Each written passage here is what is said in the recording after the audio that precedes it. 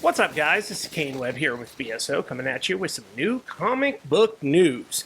The biggest news of the day is that former DC character Aquaman, played by Jason Momoa, has been cast as Lobo in the upcoming film Supergirl, the Woman of Tomorrow. Now, this is confirmed via Deadline, who originally posted the story, but also by Jason Momoa himself, who, when posting the confirmation, took a bit of an interview that he had previously given in the past where he talked about being a comic collector. I'll basically read it here. The quote was, "I collect comics, and I don't do so much anymore, but it was always my favorite, and I always wanted to play Lobo because I'm like, hello, it's the perfect role. If they came asking me if I would want to play Lobo, it would be a yeah." That was Momoa's exact words. And underneath, he posted this quote with the caption on Instagram being, "They called." So this is great news.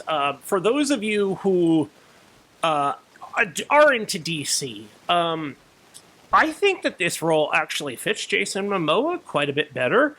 I think when you look at Momoa, he gives more Lobo than he does Aquaman, if that makes sense, especially when he's in his more rugged look. Look, man, Lobo is basically tantamount to playing Wolverine, but for DC. So this is going to be a highly sought-after role, and one that people generally are going to treat with a lot of respect, which is why Momoa jumped at the chance to play this character. So if you're unfamiliar with Lobo, let me fill you in on a bit of the lore here. So, look, anybody who knows me knows that I'm a Punisher guy, and generally I think that Frank Castle is one of the most interesting characters you can write because everything about him comes purely from the human condition alone. It doesn't require superpowers. It doesn't require radiation. It doesn't require magical beings. It just requires the United States Armed Forces, Special Forces training, and what amounts to a serial killer. Lobo is pretty much the same thing. He comes from the planet Zarnia. It's spelled Czarnia or something like that. Czarnia. Zarnia. And he is the last dude alive because he literally killed everyone on the planet with some infected locusts.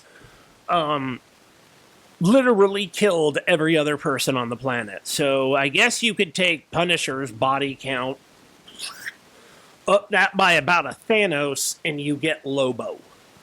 If Thanos is a perfectly fine metric term to use. He was originally sort of created as a pastiche to knock characters like the Punisher, characters like Wolverine, but as so often tends to happen when people create these pastiches or direct sort of... It's very similar to how Stan Lee created Iron Man with the idea of taking something that everyone hated and then making them love it, only just a little bit different. Because he was trying to make fun of the Punisher and these really gritty, death-filled stories, and instead the fans thought he was just writing a really good story and took a liking to the character, to which all the artists could really say was, go figure. Yeah, honestly, go figure. I mean, if you're a fan of wrestling, it's kind of like when later in The Undertaker's career, when the WWE kept trying to push him heel after Maven drop kicked him out of the Royal Rumble. It just wasn't happening because he was so far over as it was. You really can't make a guy that cool come across in any negative way, and that's just sort of what happened with Lobo.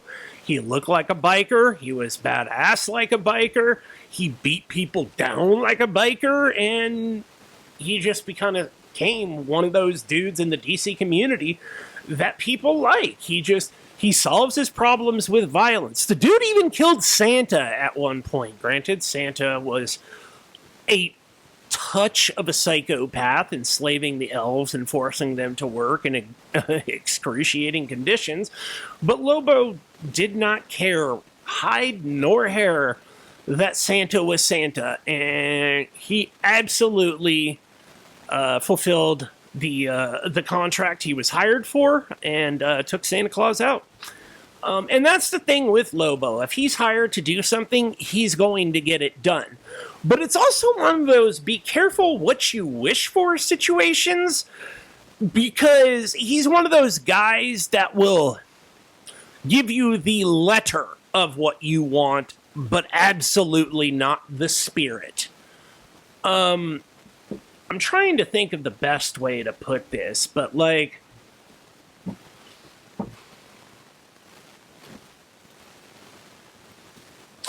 really, I'm not sure of the best way to put this, but think of a guy who just sort of pays it. An example isn't really coming to mind, probably because I'm trying to force it, but think of a guy who basically frames something in such a way that he will meet that expectation, no more, no less. And in fact, the way you worded it might have actually been your undoing. Say, for instance, here's a perfect example now that I can think of it. I'm reading The Eternals right now by Knopf, which was the subsequent run to Neil Gaiman's mid-2000s run with the Golden Celestial.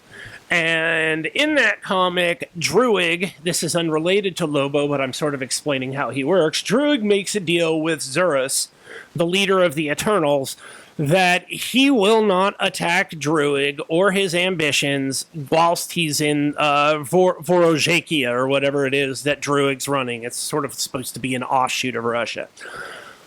But then Druig is out of Vorozhekia trying to grab up Eternals to pull off this coup that he's working on, and Icarus and Thena run into him, and they beat the ever-loving tar out of him.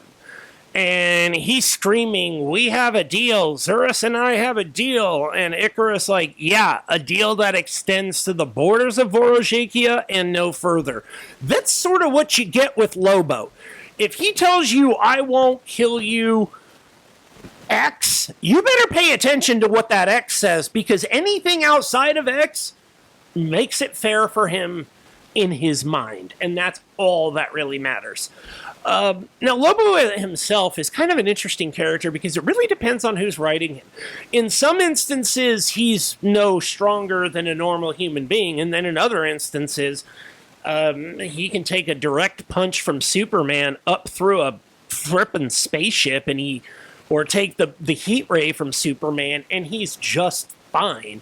In another comic, he was reduced to just his spirit, and he took over a snail. So, it really does depend on who's writing him as to where his strength level is at. But it's generally accepted that he is literally immortal, and this isn't due to any specific thing other than the fact that both hell and heaven have specifically banned anyone from trying to collect this dude because he's just way too violent. He's not allowed in heaven, he ain't allowed in hell. Where does that leave you? On Earth, or floating around the cosmos, whatever it is that Lobo does. Literally whatever Lobo wants. It's that whole, where does an 800-pound gorilla sit? Anywhere he wants. That's sort of what you get with Lobo. He's going to do whatever he wants when he wants to do it, and it matters not who is with him. Death tends to follow. Destruction tends to follow. He cannot be killed. He's almost impossible to harm. And if there's even an ounce of his being remaining, I mean, so much as a drop of blood, a cell, a gene, a Lobo gene, then he is absolutely fine and will return. So, I think this role is perfect for Jason Momoa. I think he's going to kill it. They've said that this particular version of Supergirl is going to be a lot darker than the different versions of Kara Zor-El that we have seen in the past. She is not going to be a refined beacon of hope like Cal. She is gonna have her own journey, her own troubles, her own afflictions, if you will. And Lobo's gonna appear somewhere along the way. That's really all we have on it right now. But what we know is fans are excited, Jason Momoa is excited, and James Gunn and Peter Safran really do seem to be getting things going here. So it's a bit of a wait and see for more news. But for right now, Jason Momoa is back in DC and is playing a character that he has always wanted to play. I hope you guys enjoyed this little break. We're going to be doing a lot more of these on BSO coming up. If you have characters or questions that you want to know about, send them in. That's what these things are for. I will be absolutely happy to post as many of these as you guys want to know. So keep it right here on BSO Entertainment for all your upcoming news on anything Marvel in DC. This is Kane Webb, and we will catch you next time here on BSO.